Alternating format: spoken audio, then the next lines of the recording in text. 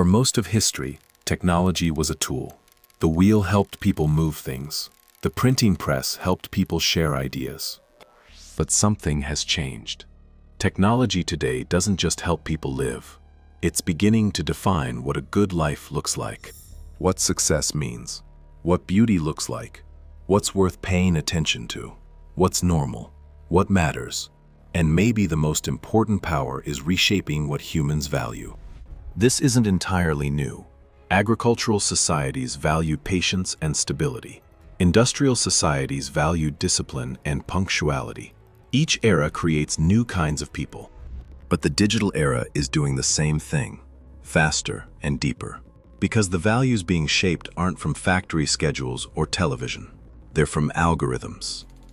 Algorithms reward visibility, virality, speed, engagement, constant presence, self-promotion. And algorithmic environments are never neutral. They shape behavior. And shaped behavior, over time, becomes culture. The medium is the message. The technology through which information is delivered matters more. McLuhan died in 1980. He never saw social media, but his idea has become more relevant than he imagined. Social media changed what communication is for. A thoughtful post that gets no engagement disappears. A provocative post that triggers outrage gets amplified to millions. The platform judges content by engagement, not truth. This single design decision, engagement as metric, has quietly restructured how people talk, what people say, and what people think is worth saying. Success now is visibility. Agricultural societies value patience and stability because survival depended on long planting cycles and accumulated generational wisdom. Industrial revolution valued discipline and punctuality because the factory required bodies to show up on time and perform the same task for 10 hours. Television introduced celebrity and spectacle. Being seen by millions became a form of achievement. The image began replacing the thing itself. Daniel Boorstin warned about pseudo-events, things existing primarily to be televised. The image replacing the thing. Digital era does this faster and to more of life. Each technological era creates new kinds of people. People whose habits and self-image are shaped by the dominant technology around them. But the digital era is different. The values come from algorithms. Algorithms don't reward what human communities traditionally rewarded. Algorithms reward visibility, virality, speed, engagement, constant presence, self-promotion. And the problem is, technological environments are never neutral. They shape behavior. And shaped behavior, over time, becomes culture. The digital environment is creating new kinds of people, optimized not for human flourishing. The digital era is doing this faster and deeper than previous eras because the values aren't coming from schedules or broadcasts. They're from algorithms operating constantly. McLuhan, the medium is the message. The technology through which information is delivered matters more than the information itself. Television made politics visual. Richard Nixon lost to John F. Kennedy in the first televised debate, not because ideas were worse, but because he looked uncomfortable.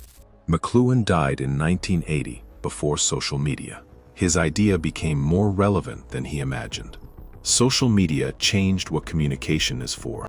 On social media, what a person says matters less than how the system responds to it. Engagement is the only metric that matters.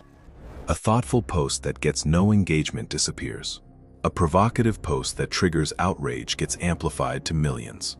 That's not neutral design. The platform judges content by engagement, not truth.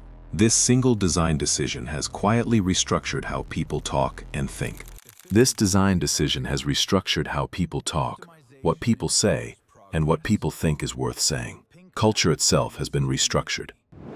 Not through policy, not through decision, through the math. The architecture of the platforms themselves is reshaping which human qualities get rewarded.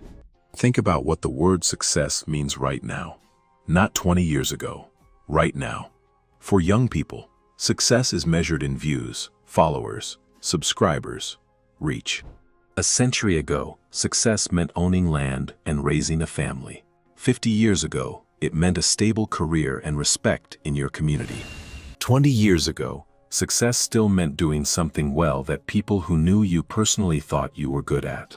Now, success increasingly means being visible to strangers.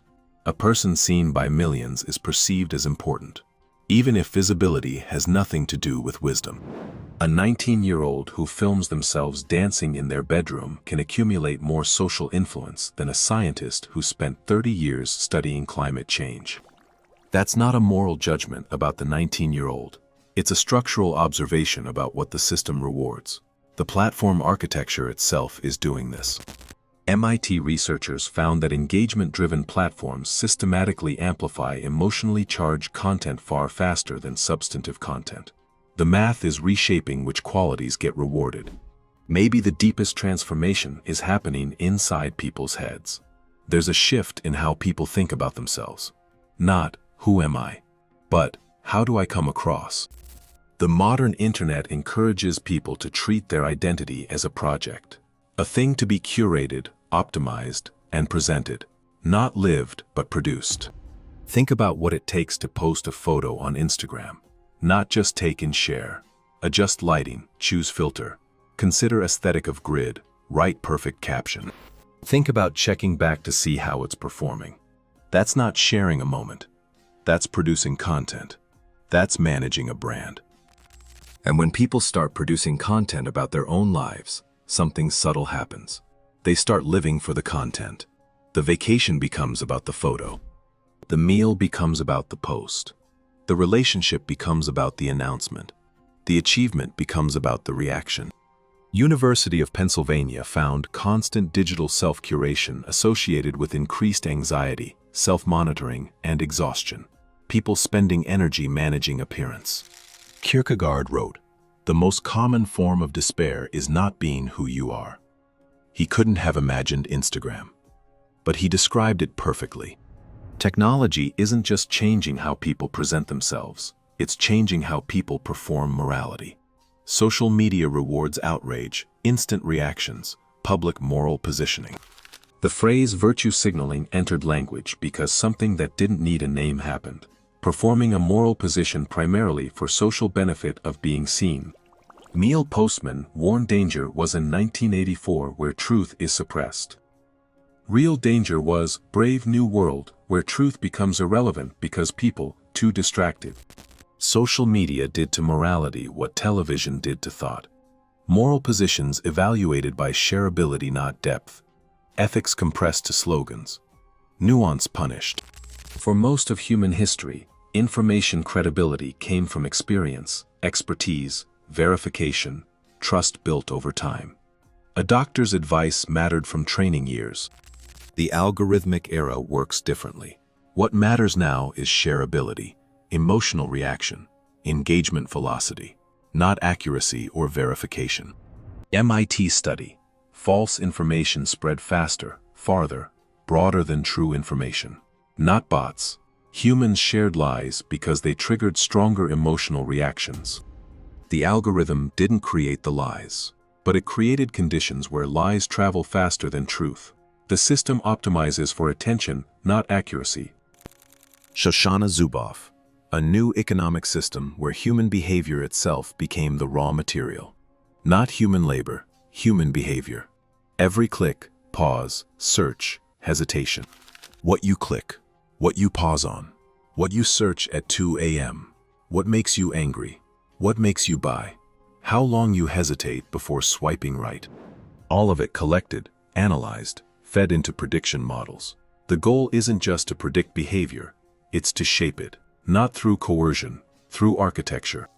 A nudge here, a notification there, a feed arranged to keep you in particular emotional state. The platform builds an environment where certain values rewarded. The real turning point is beginning. AI is entering parts of life where values actually form. Education, conversation, relationships, decision-making, raising children. Within a decade, AI will likely recommend what children learn, filter the news a family sees, advise teenagers on social conflicts, suggest how to respond emotionally. AI will evaluate compatibility for relationships and jobs. AI won't just recommend products. It will recommend values. Not explicitly. By deciding what's visible, rewarded, easy. A system that determines what's beautiful, desirable, successful, socially acceptable, is a system defining civilization. The question is, who designs those values? Right now, almost nobody. The values aren't designed.